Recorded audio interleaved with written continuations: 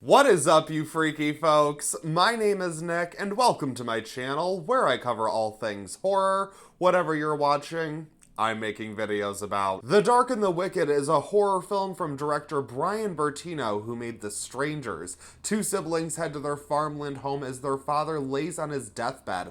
After their arrival, sinister events lead them to believe there is something evil taking over their family. All of you genre sticklers are going to be very happy with this one, because it certainly earns its title, being very dark and quite wicked. Now, here on my channel, I like to cover the entire spectrum of genre content. I like it all. Anything from a Lifetime movie about a stalker to probably the next Saw movie. I eat it all up. I'm here for it. But anyone out there who maybe thinks this even looks a little bit like a family drama, trust me, it is pure horror all the way through. I've made it known in a few different videos recently that I don't care for The Strangers. That movie is just far too bleak for my liking, but I think Bertino brings that dreadful edge to this movie and uses it to great effect that totally works for me.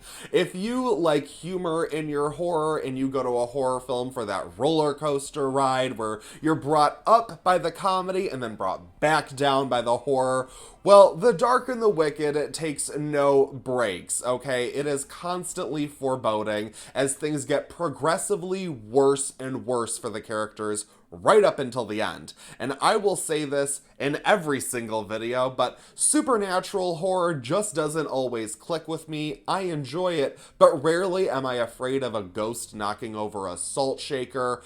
However, the scares in this movie are genuinely effective. As I was watching, there was one scene that played into a common trope, and I just stopped and I was like, you know what? Do we really have to do this? Do we have to do the same thing over and over again? I mean, how many times have you watched a horror film where someone is chopping carrots and then they slice their damn finger? Like, do you not remember what you're doing? Now there's blood in the stew, Grandma. You gotta start over. But there is a carrot chopping scene in this movie that is truly disturbing, and that is how you play into tropes. Horror fans will definitely appreciate the atmosphere and gore. I think those aspects make this movie well worth a watch alone, but I have to admit that I didn't find the characters all that compelling. I felt like there really needed to be some sort of subplot to sort of ground and develop them, and instead the focus is purely on the scares, which I'm sure will work for many of you, but I just felt so steeped in the horror that I quickly gave up on connecting with the characters, and I just waited for the worst to happen to them. While the horror of it all is engaging and scary enough, I felt like there needed to be a greater exploration as to what the fuck is going on at this farm. I mean, you can draw the obvious parallel between the loss of a loved one, but it doesn't go beneath the surface in a way that I felt like it needed to. The Dark and the Wicked is a deeply unsettling tale of countryside horror that will get under your skin even if it doesn't exactly tap into your psyche.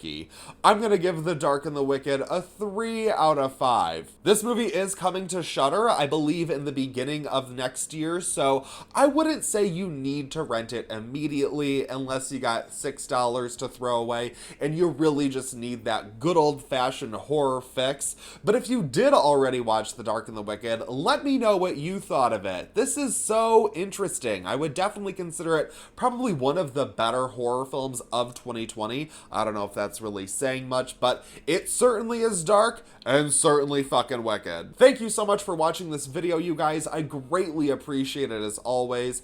If you liked it, I'd appreciate you giving it a like. If you feel like sharing it, I'd appreciate that too. And if you're not already subscribed, well, hit that button, hit the bell, turn on the notifications. That way you don't miss any creepy content. I've got movie reviews, recommendation lists, everything to keep you entertained in this streaming world. That's it for this video, but I won't stop you from watching another.